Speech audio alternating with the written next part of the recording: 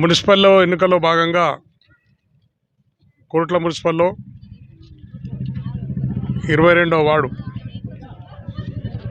శిరీష నరేష్ గారు పోటీ చేస్తున్నారు. ఇక్కడ బీఆర్ఎస్ పార్టీ తరఫున ప్రజలందరినీ చేతులెత్తి నమస్కారం చెప్పి కోరుతున్నాం.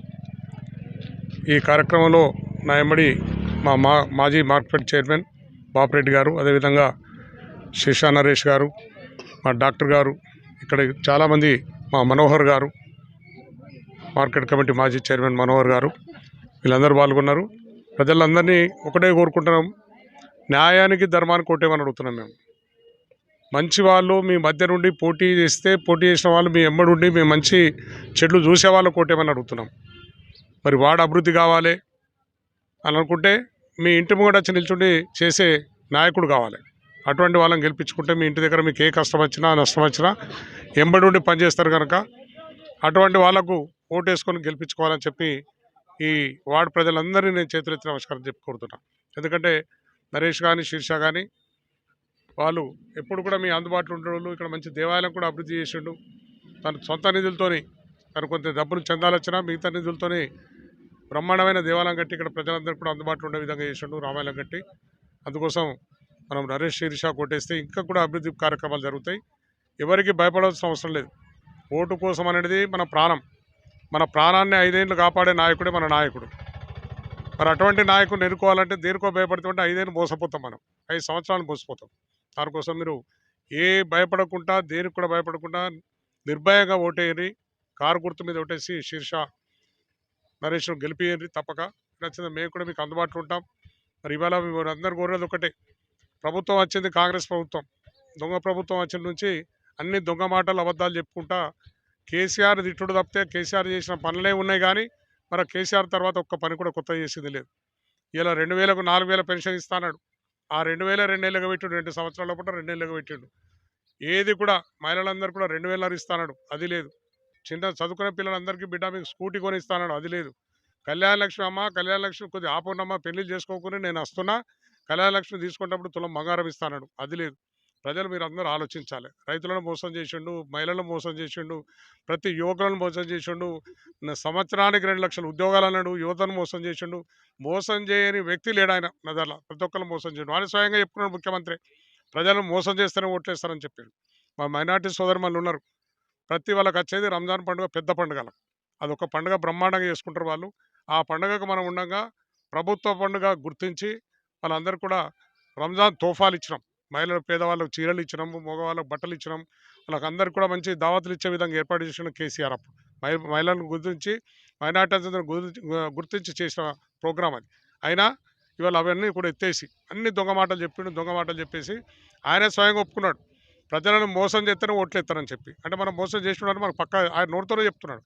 మోసం చేసినా ఓట్లు వేసిండ్రు, నేను అధికారంలో ఉన్నా, నన్ను ఏం చేస్తారనే ధీమాకి వచ్చిండు. పొద్దున లేచిన నుంచే ఒక కేసీఆర్ తిట్టుడు తప్పితే కేసీఆర్ ఏందమ్మా మనందరికీ ఇలా విముక్తి కలిగింది. ఆంధ్ర నుంచి తెలంగాణ రాష్ట్రం సాధన కోసం ఆయన ప్రాణాలను అడ్డం పెట్టి ఇలా మనందరం కూడా మీ మహిళలు కూడా మహిళా సంఘాలు అందరినీ నాకు ఇప్పటికి ఆదుకున్నది కొరట్లలో మహిళా సంఘాలను వచ్చి మనం అక్కడ బస్టాండ్లో కూర్చుంటే, కొత్త బస్టాండ్లో కూర్చుంటే ఎండాకాలం మే నెలలో నాకు ఇప్పటి నాకు కళ్ళలో కనిపిస్తుంటుంది, కాలుతున్నది కింద. అందరం నేను కూర్చున్నా, నా ఎంబడి మీరు అందరు కూడా కూర్చుంటే అంత కష్టపడి మనం కొట్లాడుకున్న తెచ్చిన తెలంగాణను మీరు దుర్మార్గం 2 సంవత్సరాల పాటు దీన్ని మాయ చేసే ప్రయత్నం. ఒక్కనాడు కూడా తెలంగాణలే. అప్పుడు నేను 2009లో తెలంగాణ టీఆర్ఎస్ ఎమ్మెల్యే అయినప్పుడు నాతో టీడీపీ ఎమ్మెల్యే, ఇప్పుడున్న ముఖ్యమంత్రి నాతో టీడీపీలో ఉండే ఎమ్మెల్యే.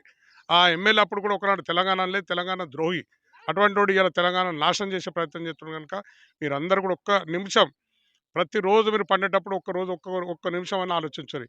తెలంగాణ రాకముందు కేసీఆర్ ఇలా తెలంగాణ తీసుకురాకపోతే ఏ పరిస్థితి ఉండే, ఇలా తెలంగాణ వచ్చినాక ఏ పరిస్థితి అని మార్పు చేయండి. మార్పు వస్తేనే ఓటేయండి. తెలంగాణ వచ్చినాక కేసీఆర్ ఇవాళ చేసిండు మంచి పనులు అనుకుంటేనే ఓటేయండి.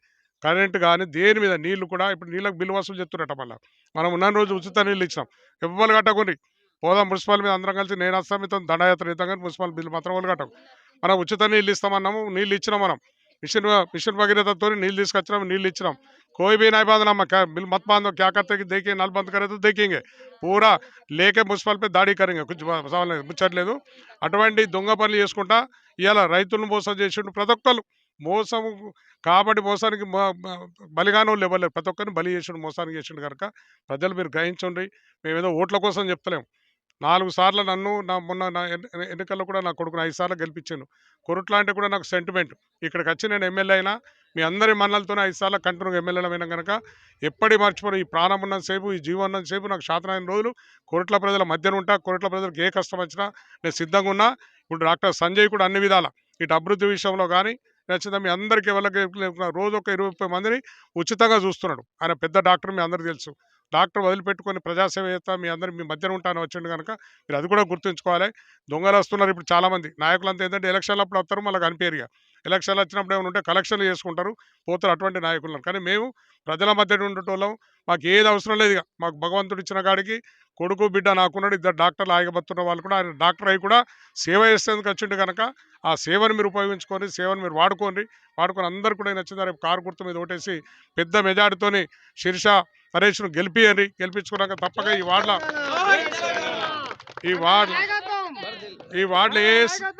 వార్డులో ఏ సమస్యలున్నా శిరీష నరేష్ ద్వారా తీసుకొని తప్పక ఈ సమస్యలను కూడా చేస్తాం. మీరందరూ భయభ్రాంతులు మాత్రం కావద్దని కోరుతున్నారు. ఎక్కడ కూడా భయపడకూడదు. మేము ఉన్నాం. నేను కూడా భక్తుని 35 ఏళ్ళ అయ్యప్ప దీక్ష తీసుకొని మెట్పల్లి అయ్యప్ప దేవాలయం కట్టించిన. ఆడ పోయి తీసుకుపోయి పెద్ద రాముని విగ్రహం పెట్టించిన గండెనపల్లి దగ్గర. ఎందుకంటే మన కొరుట్ల నియోజకవర్గం బాగుండాలని మన బార్డర్ మీద 60 ఫీట్ల 70 ఫీట్ల రాముని విగ్రహం పెట్టించిన. తెలిసిందా? మా ఊర్లో పుట్టునూరులో వెంకటేశ్వరాలయం కట్టించిన. ఇక్కడ సాయిబాబా గుడి దగ్గర రూమ్ కట్టించిన అమ్మ నాన్న పేరు మీద. నేను కూడా పెద్ద భక్తునే. ఎవడో భక్తులు అని చెప్పి పెద్ద బొట్టు పెట్టుకుని వచ్చే వాళ్ళకి భయపడకండి.